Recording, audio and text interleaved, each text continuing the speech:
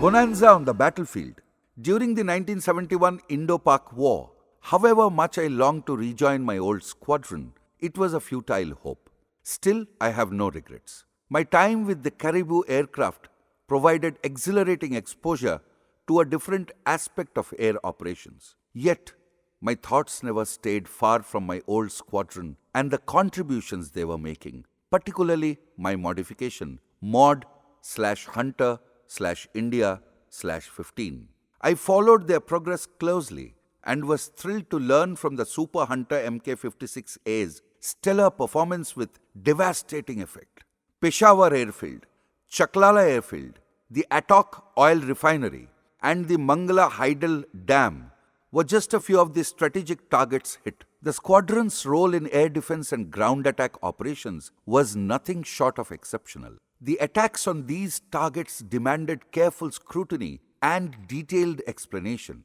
Each was situated deep within enemy territory, making them formidable objectives. In the 1965 Indo-Pak War, Peshawar Airfield had been bombed by Canberra bombers on the night of September 13th, 14th, precisely because it was beyond the operational range of all Indian Air Force fighter aircraft at the time. The Canberra, with its extended reach, was the only viable option back then. This geographical advantage, buried deep within enemy lines, had been the enemy's fixation, a perceived invulnerability. But by 1971, the rules had changed to surprise the enemy. The capabilities of the Indian Air Force had grown, so had the reach of their fighter aircraft. By 1971, the Super Hunter Mk56A had evolved into a formidable force, equipped with long-range and deep penetration capabilities, largely due to the addition of the 230-gallon long-range tanks. This development, of course, would not have escaped the enemy's attention. Trade channels and intelligence leaks would have ensured that what the enemy failed to anticipate and got surprised was the newly introduced lethality of these aircraft, thanks to my modification, Mod/Hunter/India/15. The ability to drop bombs, yes, but most critically, the unprecedented capacity to fire rockets from pods mounted on outboard pylons, a capability the Hunter had never possessed before. This would have been a tactical revelation for the army. First, the very fact that rockets could now be fired from pods was itself an unexpected maneuver. And second, the firing from outboards would have been a shock, a complete departure from the Hunter's earlier operational constraints and capabilities. The enemy, relying on outdated assessments, would have been caught off guard, utterly unprepared for this newfound versatility and firepower of the Super Hunter fleet. The modification fundamentally transformed the Hunter's combat capabilities.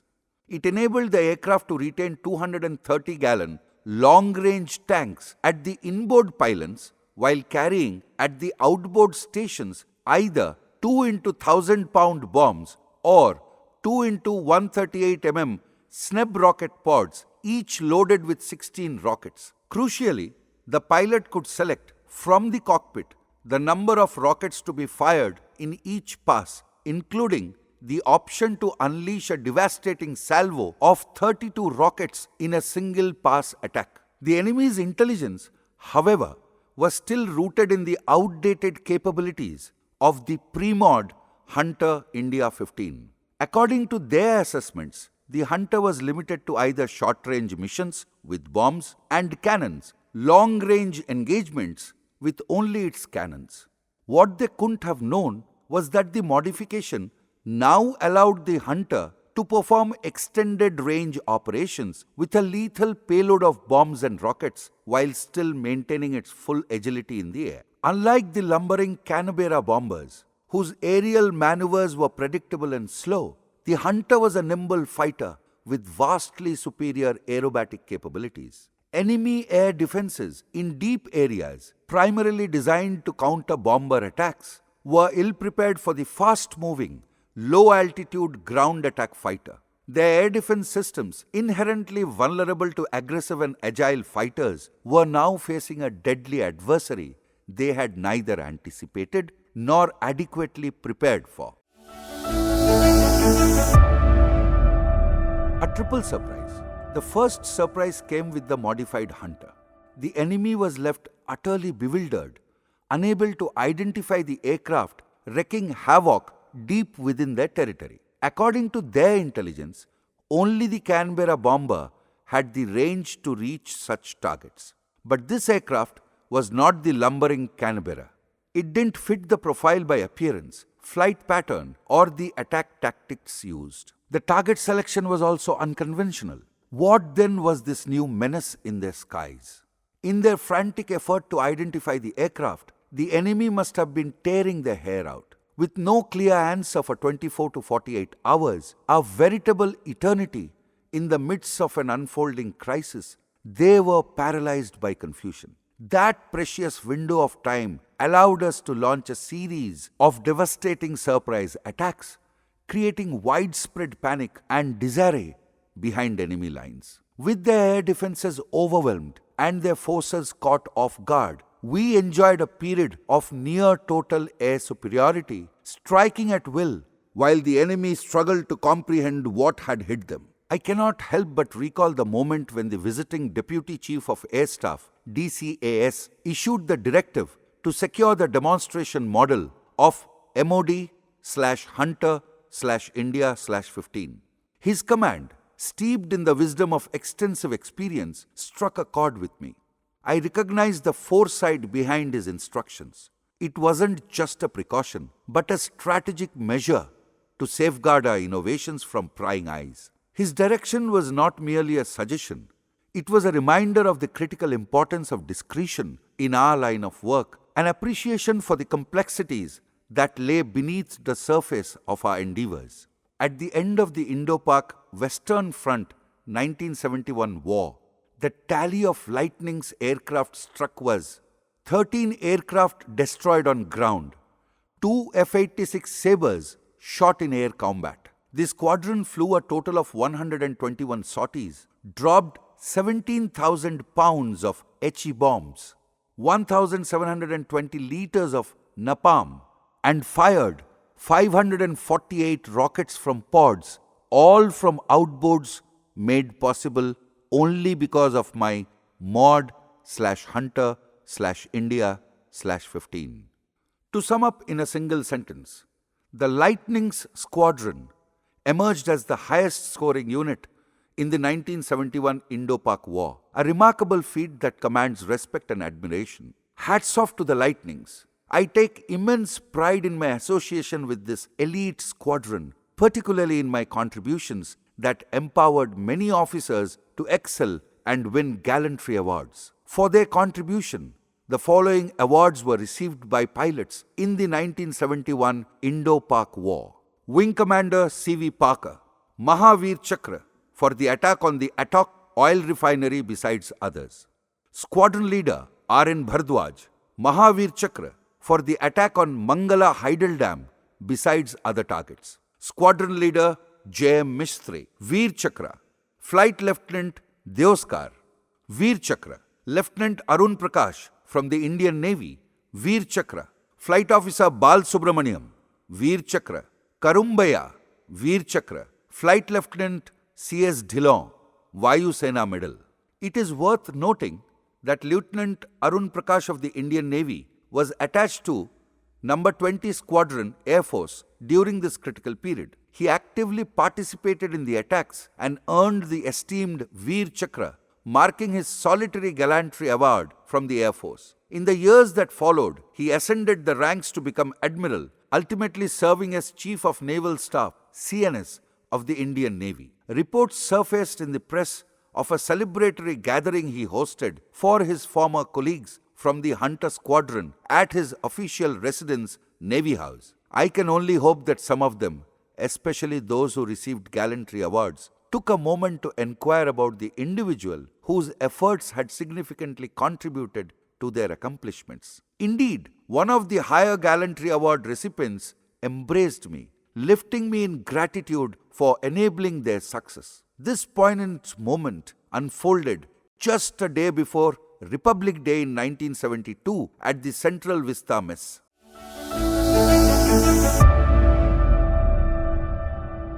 Spin-off. A strategic advantage of the Hunter modification was that it postponed replacement and saved millions in foreign exchange. The modification had not merely enhanced the Hunter's capabilities, it had transformed it into a formidable weapon platform.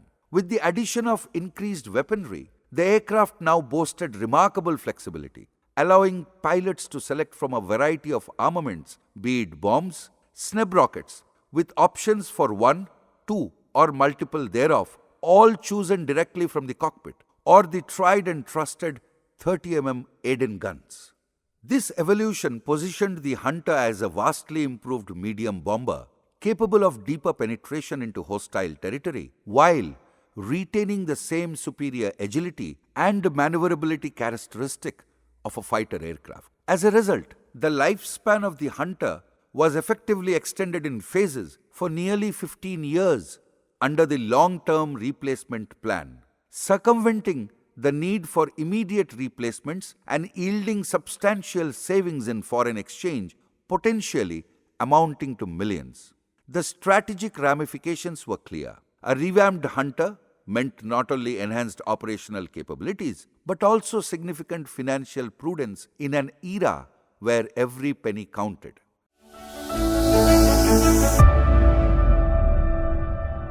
The cost of replacement. Replacing a fleet of fighter aircraft is a financial undertaking that can escalate into millions, if not billions of dollars in foreign exchange. During the 1971 conflict, the Indian Air Force lost 22 Hunters, some to enemy action, while others were destroyed on the ground. Yet remarkably, the aircraft remained a vital asset in frontline service. By 1973, another order of 5 TMK-66 was placed, a testament to the Hunter's resilience and relevance.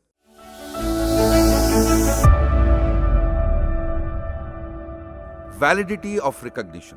My single-handed and successful implementation of mod/Hunter/India/15 from its initial conceptualization to its final execution secured my standing within the IAF Hunter community and instilled a profound confidence to pursue further innovations.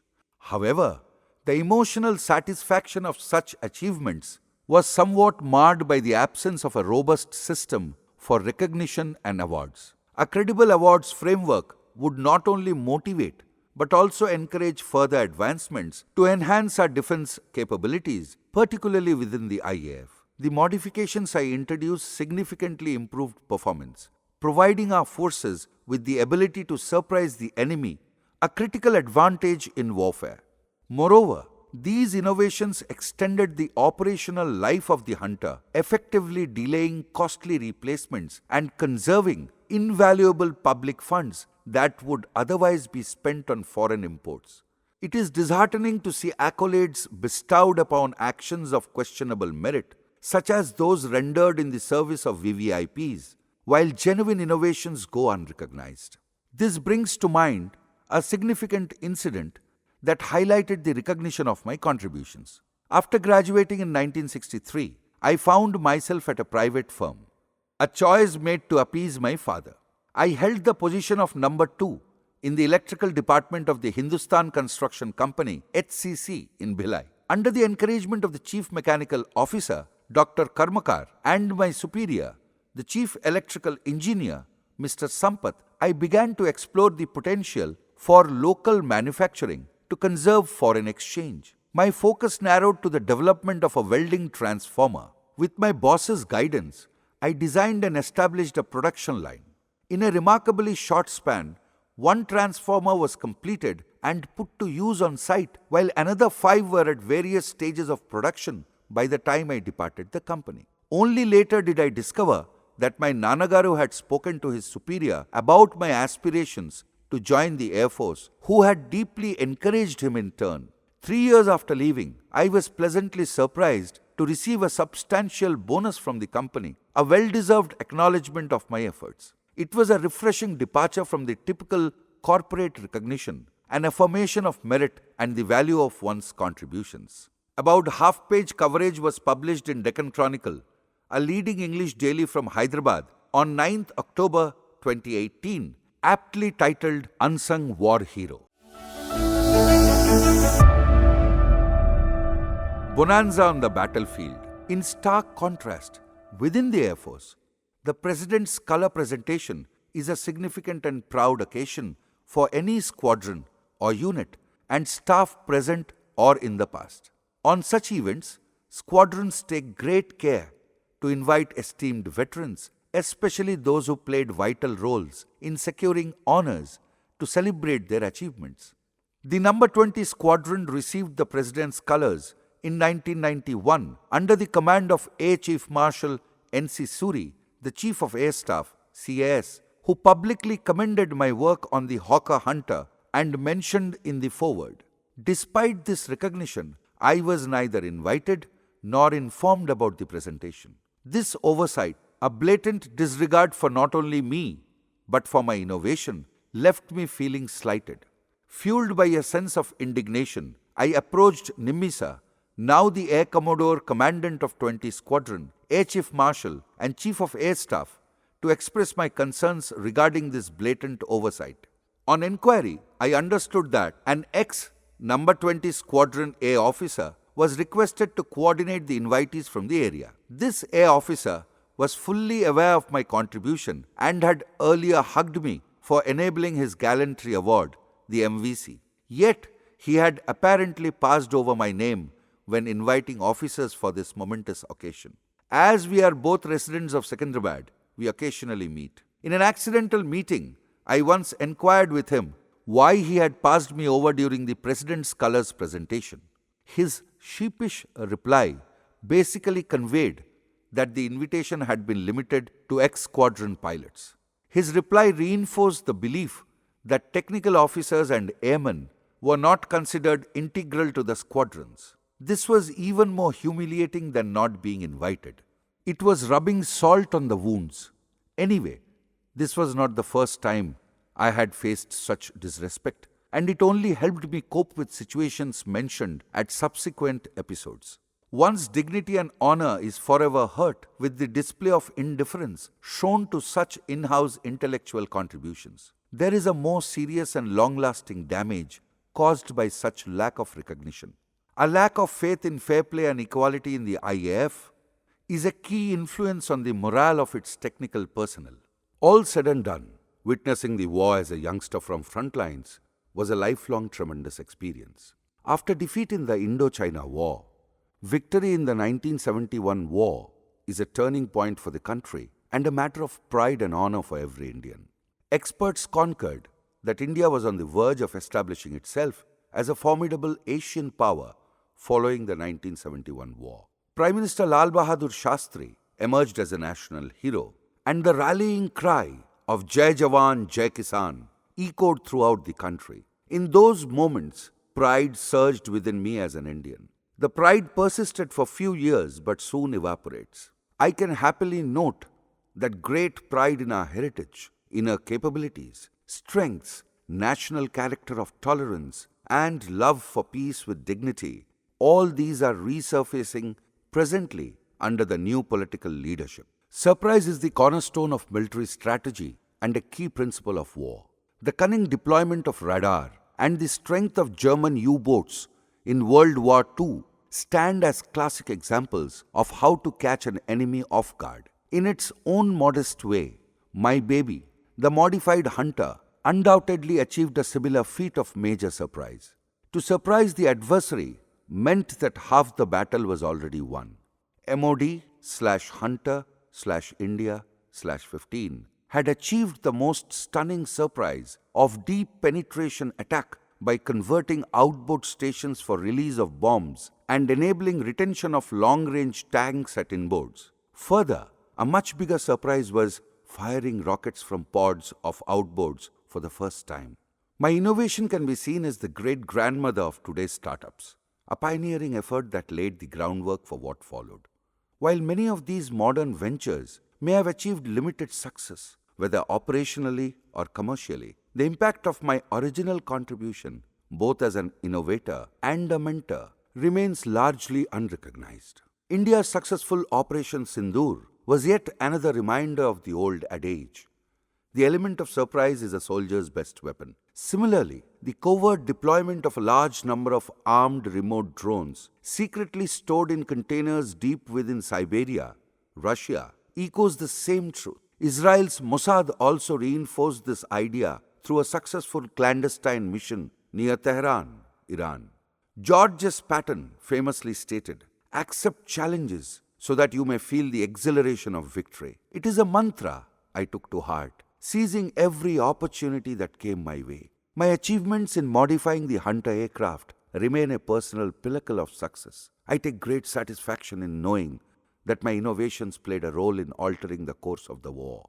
The modifications emboldened the fighter pilots, preparing them for the trials of enemy engagements, for it was the enhanced capabilities of the aircraft that infused a new courage within our fighter pilots. Yet, behind every medal winner stands a legion of unsung heroes, individuals who have labored tirelessly in the shadows, their blood and sweat contributing to the triumph. I certainly felt the thrill of that victory course through my veins. On dealing with disappointments, I would say that lack of recognition can be hard to handle in life. You'll feel strong emotions of anger, sadness, and hurt. Facing this pain is the real challenge.